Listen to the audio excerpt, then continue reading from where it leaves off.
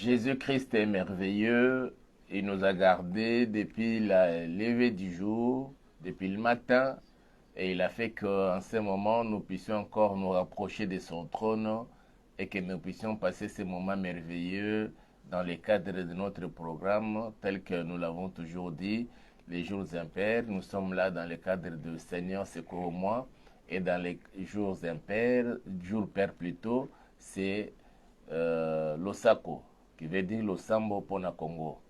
Curieusement, hier, nous devions normalement observer notre programme de l'Osako, mais nous avons continué avec Seigneur secours-moi. Aujourd'hui aussi, nous serons toujours dans le cadre de Seigneur secours-moi, mais nous allons plus focaliser nos prières beaucoup plus pour notre pays, nos nations et pour nous-mêmes, bien sûr. Donc nous voulons juste revenir dans ce que nous allons partager, ce que nous avons commencé hier, où nous avons parlé de l'observation ou le discernement des esprits. C'est pourquoi nous avons intitulé notre intervention de ce jour, le discernement des esprits et l'observation. Que le Seigneur nous aide, nous tous, vous et moi, partout où vous nous suivez en ce moment-ci, pour que nous puissions comprendre vraiment la grande portée de ce que nous voulons partager de ces enseignements-ci. C'est un grand enseignement sur l'exercice de l'esprit et surtout sur l'opération de charisme dans la vie d'un enfant de Dieu, dans la vie de tout homme.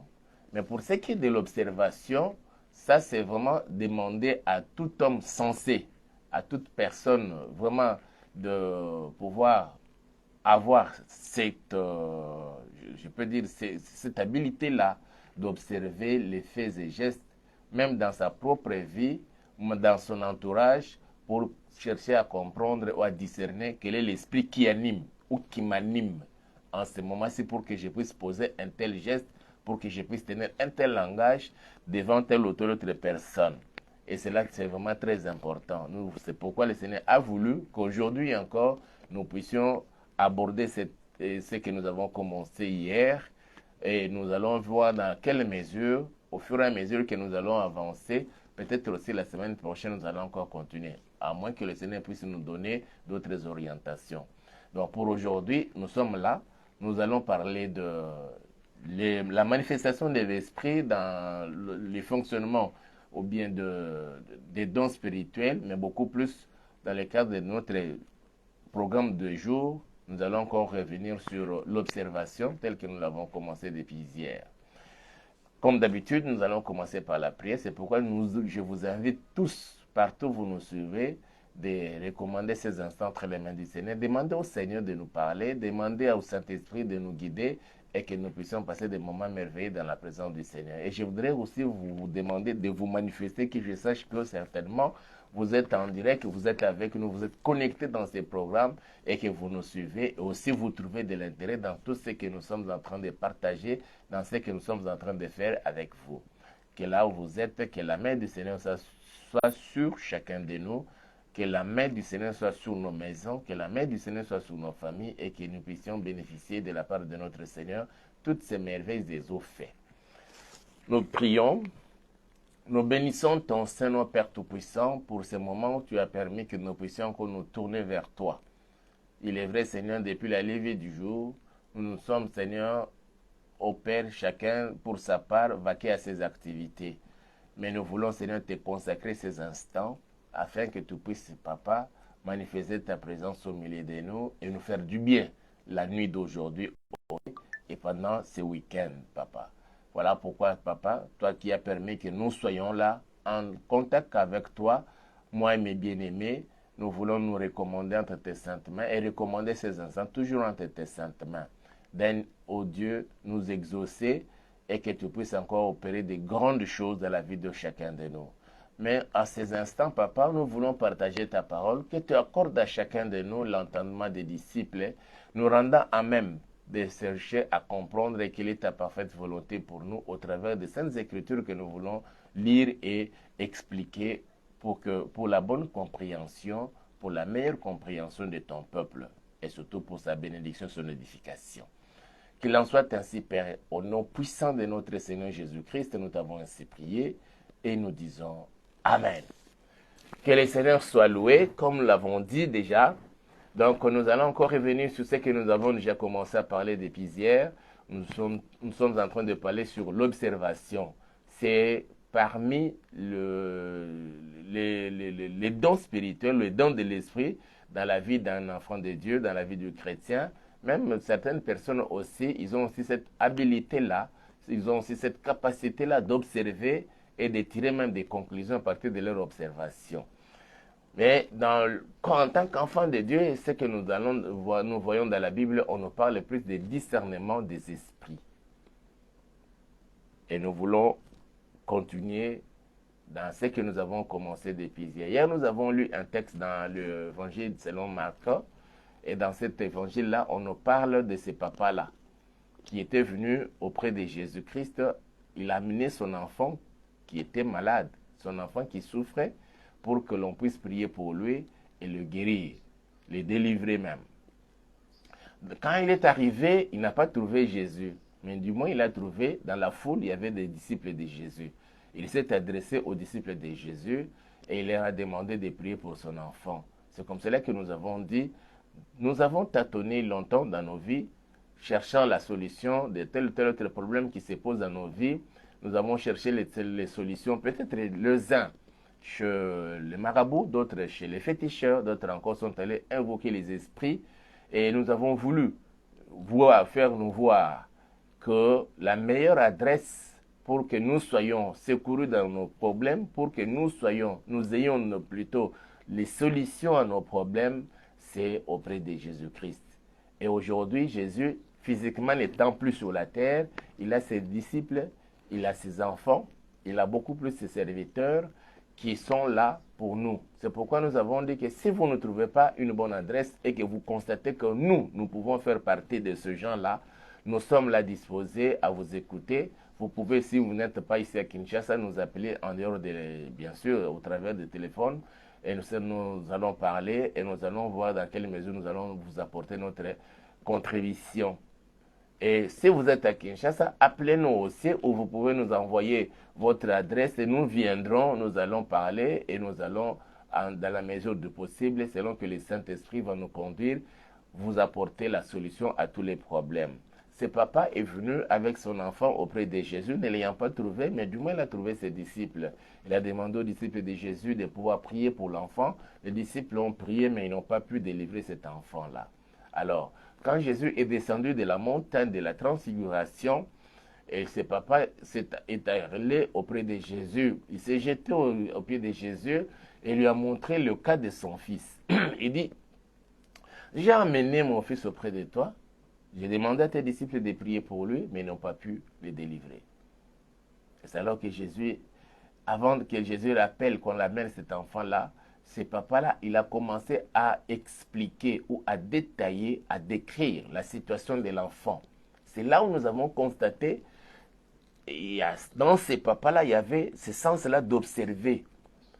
Il observait son enfant, il regardait comment son enfant agissait, et il a fini par dire que c'est de tels agissements dans la vie de mon enfant, dans la vie de mon fils, ça ce n'est pas mon enfant. Ce n'est pas son vrai esprit. Ça c'est un autre esprit. Et à son niveau, il avait déjà identifié que c'était l'esprit muet qui l'animait. Alors il dit, l'esprit peut le saisir. C'est comme ça que nous avons dit qu'un esprit peut saisir une personne. Dans le corps, on ne voit pas l'esprit, mais par les agissements, par les comportements, par le caractère, même dans le langage de quelqu'un, l'on comprend que celui-ci est vraiment animé par un esprit qui est différent de l'esprit de notre Seigneur. Ça peut être un démon qui anime une personne pour qu'il se comporte de telle ou telle autre manière. Un démon peut animer une personne pour qu'il tienne un tel langage. Des personnes qui n'ont d'égard à personne. Des personnes qui n'ont d'estime à personne. Ils ont une langue facile à l'insulte. Et l'on comprend que c'est des gens qui sont en mal d'éducation. On peut dire que c'est les milieux dans lesquels ils ont évolué, ils ont grandi.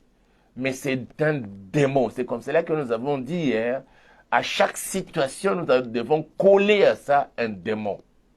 Et quand on comprend que c'est un démon, c'est la présence d'un esprit impur, cela va nous pousser à solliciter alors la délivrance. Et pour avoir la délivrance, nous irons à une bonne adresse. Et là, on priera pour nous, on priera pour nos bien-aimés, on priera pour nos maisons, on priera pour notre famille et nous obtiendrons la délivrance. À moins que l'on soit vraiment dans une bonne adresse. Mais si l'on n'est pas dans une bonne adresse, même si l'on fait des prières, il n'y aura pas de délivrance. Il y a d'autres personnes qui partent chez les féticheurs, chez les marabouts. C'est comme ça que j'avais dit. Vous pouvez aller chez les féticheurs, chez les marabouts. Tout ce qu'ils vont faire, c'est des solutions placebo. Ce n'est pas une solution définitive, c'est des solutions placebo. La meilleure solution, nous l'obtenons d'auprès de Jésus-Christ. Et Jésus n'étant plus physiquement sur la terre, il y a des églises, il y a des serviteurs de Dieu qui peuvent nous aider dans ce sens-là. Et si vous ne trouvez pas quelqu'un de mieux ou vous voulez nous faire confiance, nous sommes là disposés pour vous apporter notre petite expertise en la matière. Voilà. Alors pour aujourd'hui, nous allons lire encore un autre texte. Et c'est très important, bien-aimé dans le Seigneur. J'ai lu un texte, un problème qui s'était passé dans la vie d'une femme. Aujourd'hui, il est question d'une femme. Hier, nous avons lu, c'était un papa qui observait son enfant, qui regardait l'attitude de son enfant, et il disait que ça doit être un esprit muet qui anime mon enfant, qui le saisit, qui le jette par terre, et l'enfant commence à écumer, et l'enfant commence à grincer dedans, au point même d'en mourir. Il a compris que c'était un démon démuet. Et si il était arrivé que cet enfant soit mort, ce papa-là aurait dit à tout le monde que mon fils est mort d'un esprit muet. Il ne dira même pas que de la maladie d'un esprit muet. Et c'est comme ça que nous devons aussi savoir. Il y a certaines maladies qui nous arrivent. Ce n'est pas parce que nous sommes dans de mauvaises conditions, peut-être un mauvais régime. Nous avons mangé quelque chose qui était déjà moisi. Nous avons peut-être mangé quelque chose qui était déjà pourri. Nous dormons dans des conditions très difficiles où il y a dans un milieu où il y a trop de moustiques, des anophèles. Non. Mais des maladies se manifestent tout simplement parce qu'il y a la présence des esprits. Et quand quelqu'un souffre d'une telle maladie, même si vous vous rendez à l'hôpital d'auprès des médecins, des experts, des spécialistes, avec des médicaments, des antibiotiques trop forts, efficaces, mais cela n'aboutira à rien. Il faut qu'il seulement, pour être guéri, pour retrouver sa santé, il faut seulement chasser ces esprits-là. Et pour chasser les esprits, il faut aller dans une bonne adresse, dans une église où Jésus-Christ est Seigneur et Sauveur. Ou dans la vie d'une personne, d'un aîné dans la foi, qui marche avec le Seigneur dans la sanctification, menant sa vie dans la crainte de l'Éternel. Et c'est ça la bonne adresse. Aujourd'hui, nous allons lire un texte là dans 1 Roi chapitre 3. Si vous avez votre Bible, vous pouvez l'ouvrir avec moi à la maison. Sinon, vous pouvez noter la référence biblique. Demain, la journée, vous pouvez lire vous-même à la maison et vous allez comprendre ce que nous allons partager aujourd'hui. Que le Seigneur nous aide vraiment, vous et moi, à comprendre la profondeur de ce que nous voulons partager en ces jours. Alors, j'ai lu l'Écriture, 1 Roi chapitre 3, nous commençons notre lecture à partir du 16e verset. Nous irons jusqu'au 28e, mais il y a juste un verset qui nous concerne plus. Mais j'aime quand même faire cette lecture-là pour comprendre les contextes dans lesquels les choses s'étaient déroulées, du moins du côté historique. J'ai lu la parole, 1 Roi chapitre 3, à partir du verset 16 jusqu'au 28e. Alors deux femmes prostituées vinrent chez les rois. Il est ici question du roi Salomon, le fils du roi David. Il succède à son père et quelques jours, quelques mois après, il se retrouve devant ces problèmes-là. Il devrait quand même prononcer son verdict et à partir de ce verdict qu'il avait prononcé, sa sentence, cela avait permis à tout Israël de niveler ou de dimensionner la sagesse qu'avait le roi Salomon. Et ils étaient très fiers. Après avoir dimensionné la sagesse de Salomon, son intelligence, ils ont dit que voilà, c'est l'homme qu'il fallait et à la place qu'il faut. Alors 2 femmes prostituées vinrent chez le roi et se présentèrent devant lui. L'une des femmes dit, « Pardon, mon Seigneur, moi et cette femme, nous demeurions dans la même maison, et je suis accouché près d'elle dans la maison. 3 jours après, cette femme est aussi accouchée. Nous habitions ensemble, aucun étranger n'était avec nous dans la maison, il n'y avait que nous 2. Le fils de cette femme est mort pendant la nuit parce qu'elle s'était couchée sur lui. Elle s'est levée au milieu de la nuit, elle a pris mon fils à mes côtés tandis que ta servante dormait. Elle l'a couché dans mon sein, dans son sein. Et son fils qui était mort, elle l'a couché dans mon sein. » Je reprends un peu la lecture, j'ai mal lu là-bas. Je commence à partir du verset 19. « Le fils de cette femme est mort pendant la nuit parce qu'elle s'était couchée sur lui. Elle s'est levée au milieu de la nuit. Elle a pris mon fils à mes côtés tandis que ta servante dormait et elle l'a couché dans son sein. Et son fils qui était mort, elle l'a couché dans mon sein. Le matin, je me suis levé pour allaiter mon fils et voici il était mort. Je l'ai regardé attentivement le matin et voici ce n'était pas mon fils que j'avais enfanté. » L'autre femme dit, « Au contraire, c'est mon fils qui est vivant et c'est ton fils qui est mort. » Mais la première répliqua, « Nullement, c'est ton fils qui est mort et c'est mon fils qui est vivant. » C'est ainsi qu'elles parlèrent devant les rois. Le roi dit, « L'une dit, c'est mon fils qui est vivant et c'est ton fils qui est mort. » Et l'autre dit, « Nullement, c'est ton fils qui est mort et c'est mon fils qui est vivant. » Puis il ajouta, « Apportez-moi une épée. » On apporta une épée devant le roi.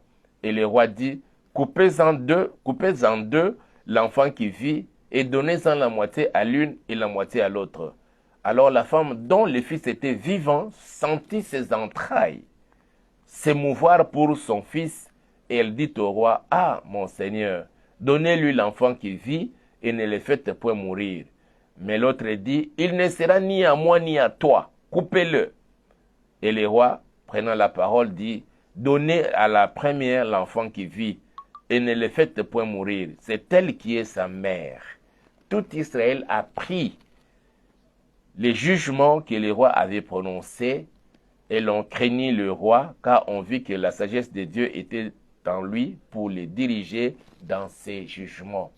Que Dieu bénisse cette parole. Je voudrais revenir d'abord sur l'historique. Quand le roi est devenu, Salomon plutôt est devenu le roi, il a succédé à son père sur le trône de son père, selon les promesses divines. Il a prié, il a construit d'abord la maison, il a prié, et puis après, un jour, la nuit, après avoir offert à Dieu 1000 holocaustes, le Seigneur lui est apparu la nuit. Il dit, demande tout ce que tu peux, je vais te les donner.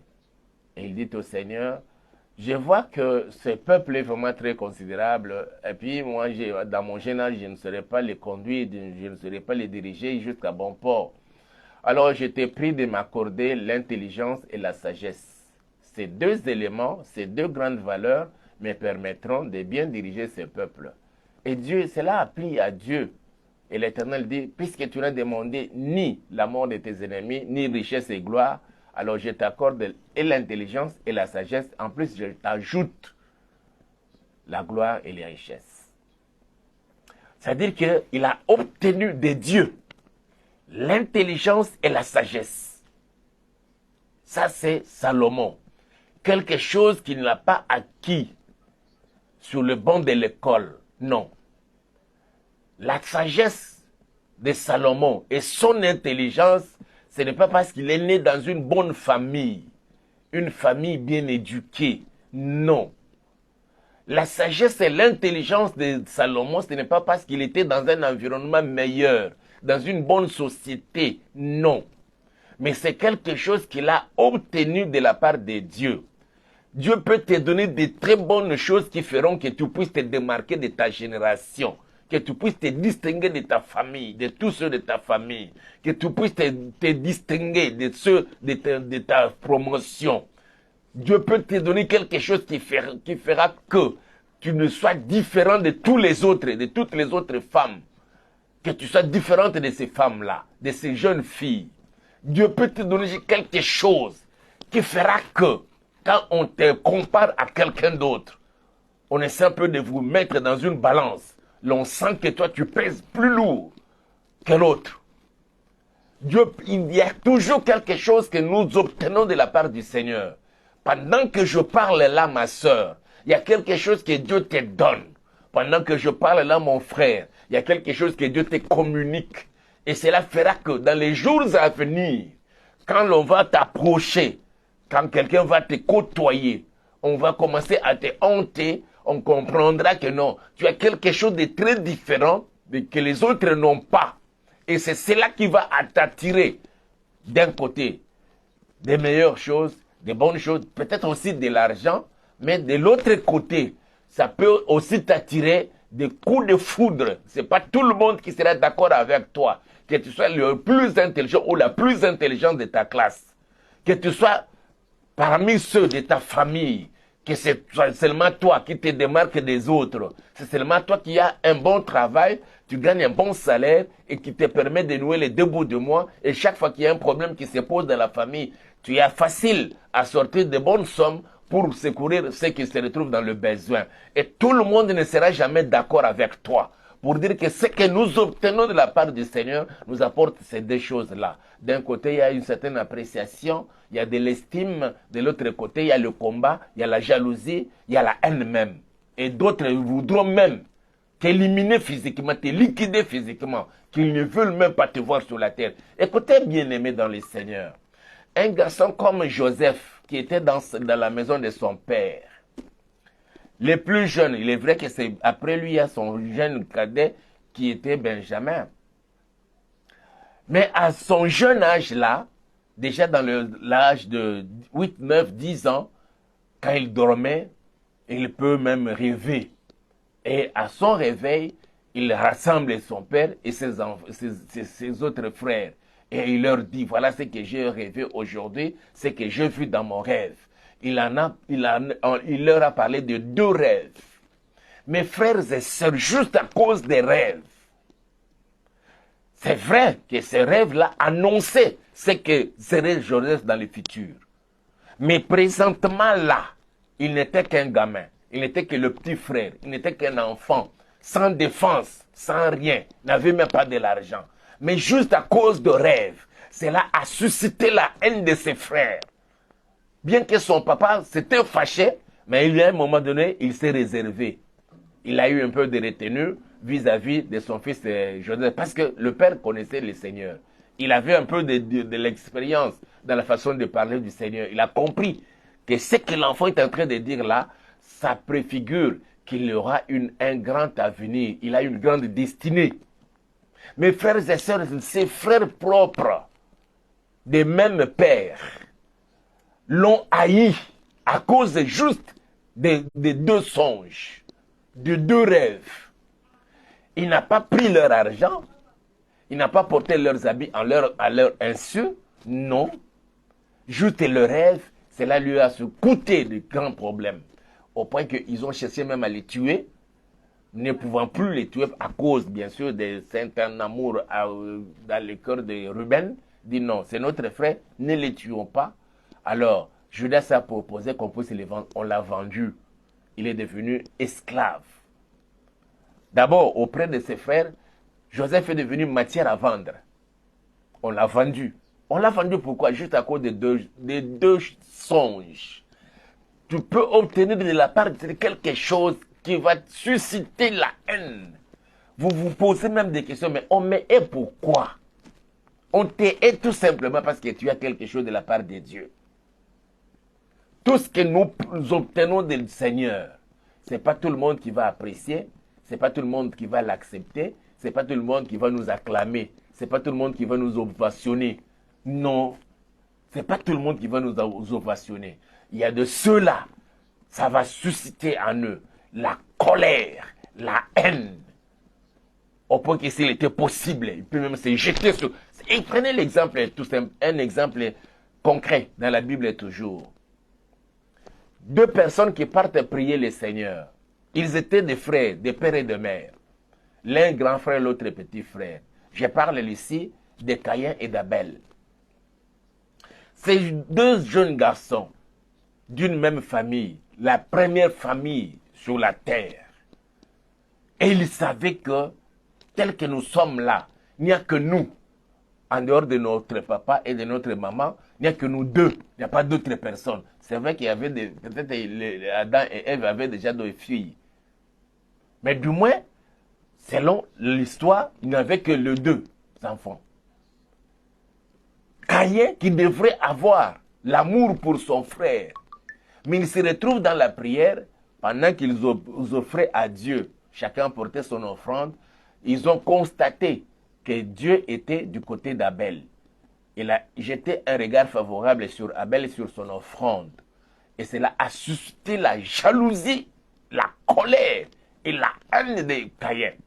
Au point que comme ils étaient là dans le champ, les deux, sans aucune autre personne, Caïn s'est jeté sur son frère et il l'a tué. Fais gaffe, ma soeur, mon frère, tu dois savoir que ce n'est pas tout le monde qui sera d'accord avec toi. Parce que tu as obtenu du Seigneur quelque chose de très important. Ici, je parle de Salomon qui a demandé à Dieu l'intelligence et la sagesse. Cela, il ne les a pas acquises sur le banc de l'école, ni auprès de son père. C'est vrai, quand nous lisons la Bible, nous voyons que son papa l'avait fait asseoir et dit voilà comment tu vas te comporter après moi. Quand tu seras sur la royauté, sur le trône, voilà comment tu vas te comporter. Telle personne m'avait fait du mal. En tout cas, pour celui-là, sans pitié.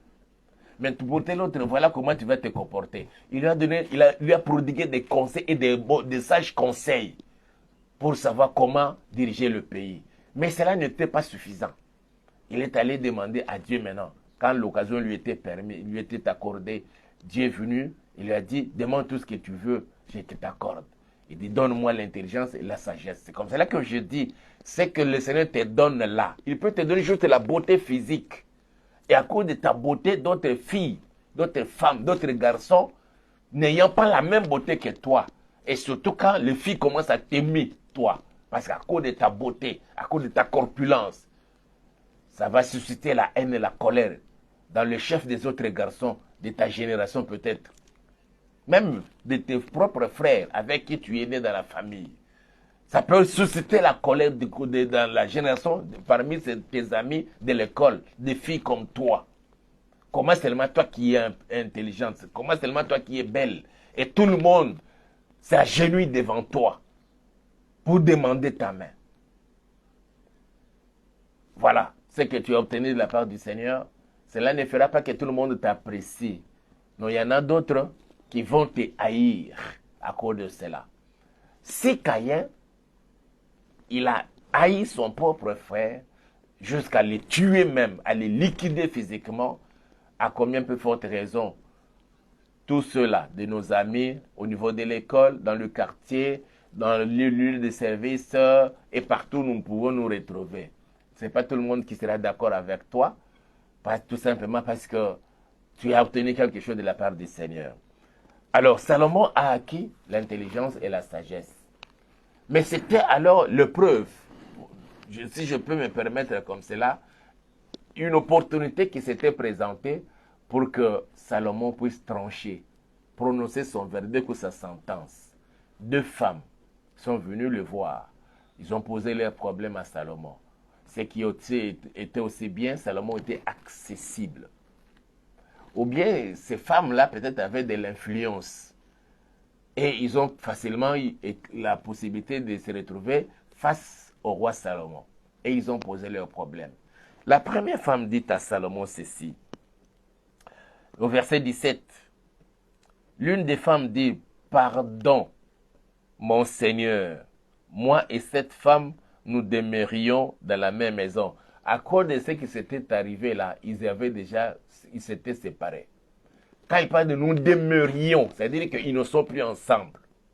À cause de la mort de l'enfant qui était mort et de l'enfant qui était resté vivant. Mais beaucoup plus de l'enfant qui était resté vivant. Ils se disputaient cet enfant-là. Ils n'étaient plus ensemble. Nous demeurions dans la même maison. Et je suis accouché près d'elle dans la maison. 3 jours après, cette femme est aussi accouchée. Nous habitions ensemble, aucun étranger n'était avec nous dans la maison. Il n'y avait que nous deux. Je ne rentre pas dans les domaines de la prophétie, vous cherchez à interpréter ça d'une manière prophétique. Je reste dans le fait historique et aussi dans les domaines évangéliques pour nous pousser à parler de l'observation et de l'esprit de discernement des esprits, les dons de discernement des esprits plutôt. 3 jours après, cette femme est aussi accouchée. Nous habitions ensemble, pour dire qu'ils n'habitent plus ensemble. Nous habitions ensemble. Aucun étranger n'était avec nous dans la maison. Il n'y avait que nous deux. Le fils de cette femme est mort pendant la nuit parce qu'elle s'était couchée sur lui. Elle s'est levée au milieu de la nuit. Elle a pris mon fils à mes côtés tandis que ta servante dormait. Et elle l'a couché dans son sein et son fils qui était mort, elle l'a couché dans mon sein. Le matin, je me suis levé pour allaiter mon fils et voici, il était mort. Je l'ai attentivement observé. Je l'ai regardé attentivement le matin. Et voici, ce n'était pas mon fils que j'avais enfanté. Jusque-là. Cette femme, il dit quelque chose de très important. Il dit, je l'ai regardé attentivement. Un regard attentif. Il prend l'enfant le matin. Elle se rend compte que l'enfant est mort. Mais elle n'a pas du coup, d'emblée, s'est mis à pleurer. Ah, je viens de perdre mon enfant. Appeler son ami qui était à côté pour lui dire que voilà, mon enfant est mort. Non, non, non, non, non. Cette maman, cette femme, une prostituée, ne s'est pas mise à pleurer directement. Elle a constaté la mort dans l'enfant. Mais, il dit, est-ce que c'est mon enfant? Il dit, je l'ai regardé attentivement. Il est question ici d'observation ou d'un regard attentif. C'est ce que je veux, que le Seigneur nous aide, toi et moi. Que le Seigneur nous donne ces regards attentifs, mais sur le plan spirituel. Ça peut aussi être sur le plan physique. Depuis que tu veux donner ta vie à Jésus, tu as décidé de le suivre et de l'accepter dans ta vie comme ton Seigneur et Sauveur personnel. Il y a un certain nombre de choses pour l'amour que tu avais pour le Seigneur. Tu avais décidé de ne plus boire, de ne plus prendre de l'alcool, de ne plus te prostituer, de ne plus faire ceci, de ne plus faire cela. Et tout le monde commençait même à t'appeler pasteur dans le quartier, dans la maison. On commençait même à se moquer, pour ceux qui se moquent toujours des chrétiens, à se moquer de toi. Tout simplement parce que tu ne te comportais plus comme eux. Pendant que les autres se lançaient, vaquaient dans leurs activités, commençaient à fréquenter des boîtes de nuit, aller dans des bars et faire tout ce qu'ils pouvaient faire. On te voyait avant faire la même chose qu'eux. Mais depuis que tu as donné ta vie à Jésus, tu commences maintenant à prier, tu as toujours ta Bible avec toi, sous tes aisselles. On te voit quitter la maison et aller à la prière. Et tu rentres aussi de la prière, tu retournes à la maison. Tu ne commences plus à balader ça et là. Non, non, l'esprit de vagabondage, tu as abandonné. Mais depuis un moment, tu constates qu'il y a récidive de ces comportements que tu avais déjà abandonnés. Peut-être que tu as déjà constaté ça. Tu peux te poser des questions. Ou d'autres encore, non, non, ils s'en foutent là. Ils trouvent la vie normale. Bien que sa foi soit Caïn. Non, ce n'est pas son problème à lui. Mes frères, mon frère, ma soeur, nous devons avoir cette aptitude-là d'observer, d'avoir un regard attentif sur tout ce qui nous arrive. D'abord, dans notre propre vie, notre comportement, notre langage, notre façon de nous habiller. Comment avant, quand nous avons donné notre vie à Jésus, et maintenant là, est-ce que nous avons la même ampleur ou ça a changé? Et quand il y a un changement, mais de manière négative, c'est en ce moment-là que l'on peut dire comme ce papa-là, j'ai observé mon enfant, j'ai compris qu'il est animé par un esprit muet. Si cet enfant-là, pour lui, c'était l'esprit muet, pour Caïn, c'était l'esprit de jalousie, de haine et de colère. Pour les frères de Joseph, c'était l'esprit de jalousie, de haine et de colère. Pour d'autres, peut-être l'esprit de Je ne sais quel esprit. Ça peut être la prostitution qui refait surface dans ta vie. L'emploi d'alcool qui refait surface dans ta vie. Le tabac ou la cigarette que tu avais abandonné. Tu commences à ressentir encore les plaisirs de fumer. Et d'autres encore qui vont plus loin. Jusque même à commencer à prendre de la drogue. Ma soeur, mon frère, quand tu constates cela, tu ne peux pas observer attentivement, qu'il y ait un regard attentif sur ton comportement, sur tout ce qui t'arrive. Et que tu commences à assimiler cela à un esprit. Et cela te permettra de prier ou de chercher la délivrance. Et tu peux, d'abord je parle de nous-mêmes, toi personnellement. Ce que tu avais déjà abandonné, qui refait surface. Et tu trouves ça normal, toi enfant de Dieu. Peut-être tu ne fais pas, tu ne pratiques plus des choses que tu avais déjà abandonnées. Mais depuis un moment donné, ta vie de prière, il ne s'est passé pas un jour sans que tu puisses rester dans la présence du Seigneur, consacrer 30 minutes dans la prière, 1 heure dans la prière. Mais depuis un moment donné, non, ta vie de prière ne fait que grégongoler. Ça ne fait que baisser, diminuer, jusqu'à ce que d'autres encore, nous dormons sans même prier.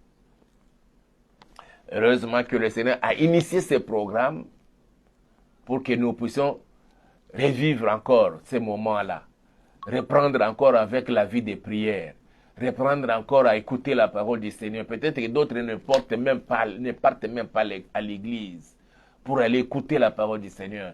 Mais le Seigneur a initié ce programme pour que nous puissions reprendre ces habitudes-là. Tu ne pêches pas. Tu ne fréquentes plus, comme tu en as déjà pris l'engagement, la décision, les bars et les hôtels, ces lieux sales, des boîtes de nuit. Mais du moins, ta vie de prière est devenue inexistante alors. Tu avais, au début de ta foi, tu peux prendre la Bible et la lire pendant 1 heure. Tu peux prendre la Bible, d'autres avaient déjà l'engagement de lire pendant au moins 5 chapitres par jour. Maintenant, après un moment donné, c'est fini, cette vie, cette envie-là, tu en as perdu. Il faut, ça nécessite dans ta vie et dans ma vie, dans la mienne, un regard attentif à ce qui nous arrive.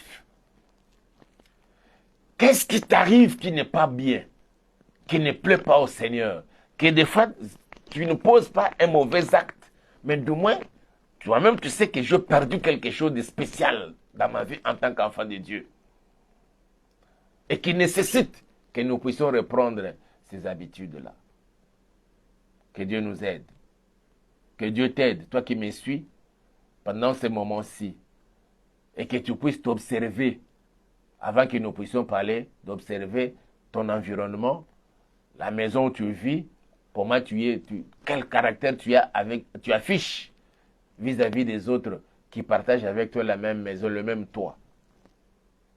Même au niveau du boulot, au niveau des services, au niveau de l'école, dans la salle de classe avec les amis, comment tu te comportes.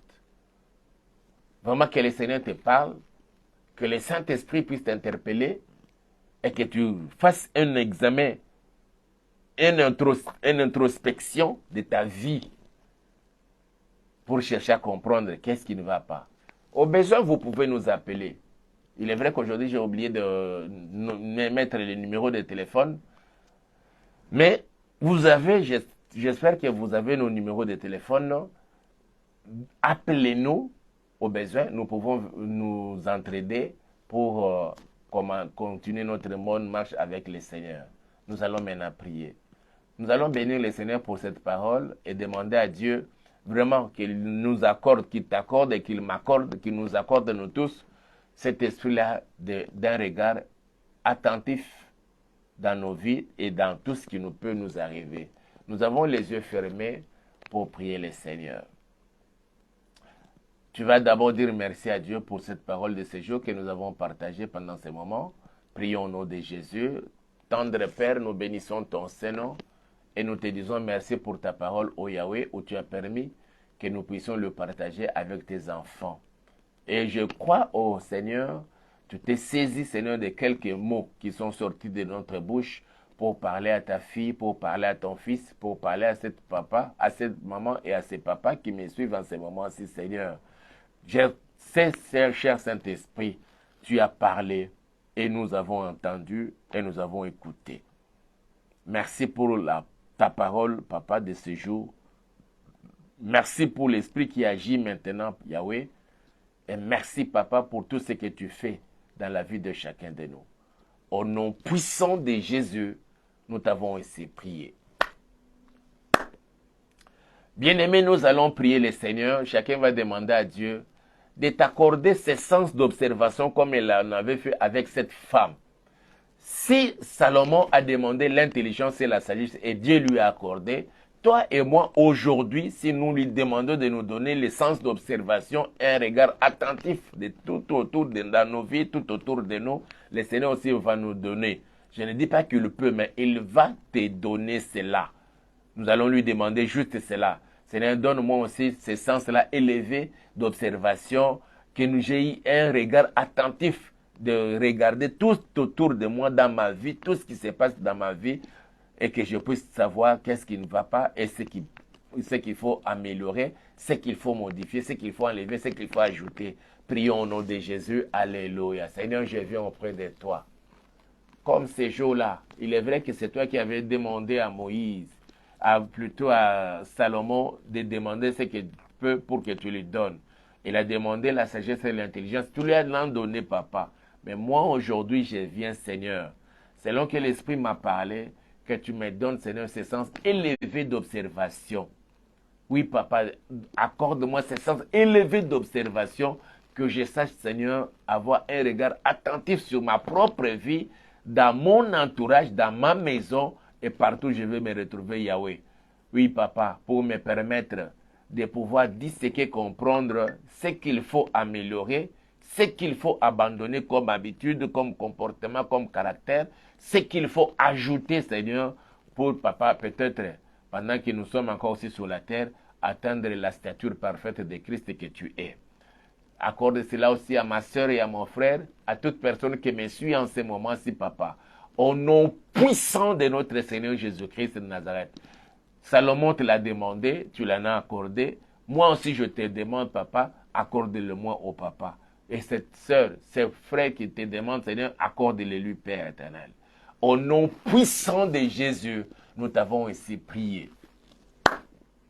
Nous allons demander à Dieu, comme nous l'avons dit, hier nous n'avons pas pu prier pour notre pays, que le Seigneur puisse garder notre pays, la République démocratique du Congo, quels que soient les complots qui se trament contre notre pays, que cela ne se réalise point. C'est seulement tout ce qui va arriver en RDC, soit ce que le Seigneur avait préparé bien avant même la fondation du monde. Et qu'ils se souviennent que le 23 juin 2019, notre président de la République, le premier des citoyens congolais, avait dédié ce pays entre les mains du Seigneur pour qu'il vienne établir son trône dans ces pays. Alors, qu'ils se souviennent et qu'ils confondent tous ceux qui cherchent à provoquer le chaos, qui cherchent à provoquer l'insécurité, qui cherchent à déstabiliser la RDC, que le Seigneur les confonde et qu'il fasse de grandes choses dans notre pays. Prions au nom de Jésus. Alléluia. Seigneur, je viens auprès de toi. Recommander la République démocratique du Congo dans sa superficie de 2 345 410 km² que nous avons hérité, Seigneur, depuis l'indépendance, le 30 juin 1960 au Père. Aucun périmètre de mon pays ne sera coupé et annexé à un autre pays voisin de la RDC. Voilà pourquoi, Seigneur, nous voulons te recommander ces pays et Seigneur, ne permets pas, ô Dieu, que ceux qui, les détracteurs de la RDC, des peuples congolais, qui trament, Seigneur, des complots, qui conspirent quelque chose de mal, qui veulent provoquer, Seigneur, le chaos dans notre pays, Seigneur, créer l'instabilité, Yahweh, l'insécurité, Seigneur, notre Père, Et tous ceux-là, Seigneur, qui ne veulent même pas entendre parler des élections, Seigneur, à la fin de cette année, Yahweh, Papa, qu'ils soient dans la totale confusion. Ces pays t'appartiennent. Le premier d'entre les Congolais que tu avais choisi, Seigneur, pour présider à la destinée de ces pays, souviens-toi, Seigneur, depuis le 23 juin 2019, il t'avait dédié ces pays. Il t'avait invité, Seigneur, pour que tu viennes t'asseoir sur le trône de ces pays, Yahweh. Oui, oui, Seigneur, nous te prions, Papa, que tu viennes établir ton trône dans notre pays et que tu y règnes, Père éternel. Confonds, Seigneur, tous ceux qui en veulent à la vie des Congolais. Au nom puissant de Jésus-Christ de Nazareth, que toute la gloire te soit rendue à jamais. Nous allons recommander notre nuit entre les mains du Seigneur et tous ces week-ends, que pendant les week-ends, que le Seigneur puisse t'assister, que le Seigneur puisse te visiter, que le Seigneur puisse te pourvoir à tous vos besoins. Prions au nom de Jésus. Alléluia. Nous bénissons ton Seigneur, Papa, toi qui nous fais parvenir, Seigneur, à la fin de cette semaine, Yahweh. Cette fin de semaine marque aussi la fin du mois de septembre. Ça marque aussi la fin du troisième trimestre de cette année 2023. Papa, que toute la gloire te soit rendue à jamais. Je voudrais recommander ma soeur et mon frère, leur famille, au Dieu Tout-Puissant, tous ceux qui me suivent, Seigneur, en ces jours, Yahweh, qu'ils puissent passer une bonne nuit, au Seigneur, devant ta présence, et que ce week-end soit béni au nom puissant de Jésus-Christ de Nazareth.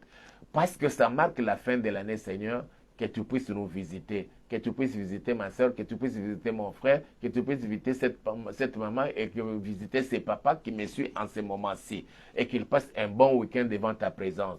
Je vous bénis, frères et sœurs, au nom puissant de Jésus-Christ de Nazareth, que tout celui ou toute celle qui est malade, je décrète et je déclare que tu es guéri au nom puissant de Jésus-Christ de Nazareth. Je chasse la maladie, je déclare la bonne santé maintenant, tel qu'il est écrit dans la parole du Seigneur. Bien-aimé, je souhaite que tu sois en bonne santé et que tu prospères à tous égards comme prospère l'état de ton âme. Que la bonne santé soit le partage de chacun de nous et que la prospérité à tous égards nous soit accordée au nom puissant de Jésus-Christ de Nazareth. Nous voulons recommander ce week-end entre tes saintes mains, Seigneur. Et est-ce que tu permettras que nous puissions nous retrouver avec nos bien-aimés Yahweh dans notre programme dès le début de la semaine prochaine, le lundi à 23h. Pour nous, ça sera toujours une possibilité pour célébrer ton Saint-Nom. Frères et sœurs, je vous bénis et je vous laisse dans la grâce de mon Dieu. Qu'il vous garde, qu'il vous protège, que cette nuit soit bénie au nom puissant de Jésus. Et nous disons Amen. Que Dieu nous bénisse, que Dieu vous bénisse, que Dieu te bénisse. Et nous allons nous retrouver déjà lundi. En tout cas, nous ferons de notre mieux pour que nous puissions aussi, ce que nous avons connu l'avant-hier, que nous ne puissions plus les connaître dans les jours à venir. D'ici là, portez-vous bien. Nous disons encore, il faut liker nos vidéos, il faut aimer et partager aussi cela à d'autres, partager dans d'autres plateformes. Je voudrais aussi vous dire, on m'a coupé la transmission de ces programmes dans certaines plateformes. Je ne sais même pas comprendre pourquoi. On m'a coupé ça, surtout dans le Messenger. Je ne sais pas envoyer je partageais avec d'autres dans le Messenger. On m'a coupé ça. Mais si vous avez la possibilité, partagez avec d'autres personnes. Aussi, n'oubliez pas de vous abonner dans notre chaîne YouTube intitulée Auberge de Vie TV. Sinon, nous attendons aussi votre contribution qui ferait vraiment une bonne affaire pour nous permettre de nous équiper pour que ce que nous avons connu l'avant-hier, nous ne puissions plus le vivre dans les jours à venir. D'ici là, portez-vous bien, que mon Dieu vous bénisse et qu'il vous garde et qu'il vous protège. Et nous allons nous revoir. Si le Seigneur ne revient pas, alors le lundi à 23h. Et cette fois-là, nous allons recommander le dernier trimestre de l'année 2023. Nous allons recommander le mois d'octobre entre les mains du Seigneur. Et j'ai beaucoup de choses à partager là-dessus. Nous allons voir comment le Seigneur va nous orienter. D'ici là, portez-vous bien. Comme j'ai dit, si vous trouvez que nous sommes ceux-là que le Seigneur a mis à votre cœur, que vous puissiez vous confier à nous, vous pouvez nous appeler. Comme je n'ai pas écrit, je vais vous dicter les numéros. C'est plus 243 pour ceux qui sont hors la République démocratique du Congo. Plus 243 89 86 85 435. Je reprends. plus 243 89 86 85 435. Ça, c'est Orange et c'est aussi un numéro Orange Money pour vos contributions financières. J'ai un numéro Vodacom, c'est plus 243 81 44 31 831. Dieu vous bénisse et à lundi.